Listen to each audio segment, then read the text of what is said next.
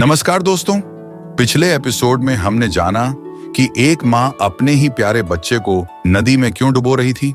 इस एपिसोड में हम जानेंगे कि महाभारत के भीष्म पितामह का जन्म एक श्राप के कारण क्यों हुआ था और वे वसु कौन हैं और उनके पाप क्या हैं।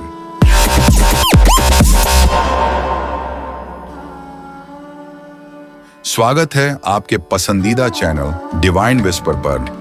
आज हम आपको महाभारत की एक अद्भुत और प्रेरणादायक कथा सुनाने जा रहे हैं। यह कथा है 8 वसुओं की, जो देवताओं का एक विशेष समूह है। तो चलिए शुरू करते हैं इस पौराणिक कथा को। वसुओं को हिंदू धर्म में विशेष देवताओं का समूह माना जाता है। इनकी संख्या 8 है और इन्हें प्रकृति के अलग अलग तत्वों का प्रतीक माना जाता है।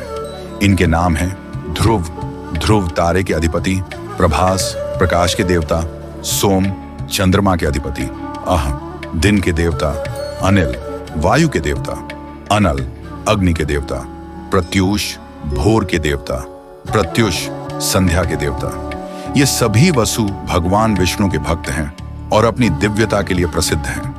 अब आते हैं उस घटना पर जिसने वसुओं को मनुष्य योनि में जन्म लेने पर मजबूर कर दिया। एक बार वसु, प्रभास और अन्य 7 वसु अपनी पत्नियों के साथ पर्वत पर घूमने गए। वहां उनकी नजर महर्षि वशिष्ठ के आश्रम पर पड़ी। वशिष्ठ मुनि के पास एक दिव्य कामधेनु गाय थी जो इच्छित वस्तु प्रदान कर सकती थी। प्रभास की पत्नी ने उस गाय को पाने की इच्छा जताई। प्रभास और अन्य वसुओं ने मिलकर वह गाय चुरा ली।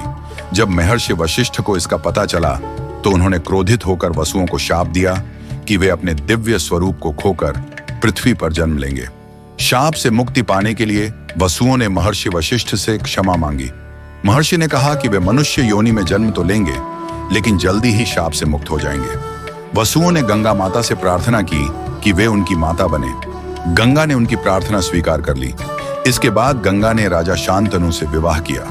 जब वसुओं ने गंगा के गर्भ से जन्म लिया तो गंगा ने 7 वसुओं को जन्म लेते ही नदी में विसर्जित कर दिया, जिससे वे शाप से मुक्त हो गए।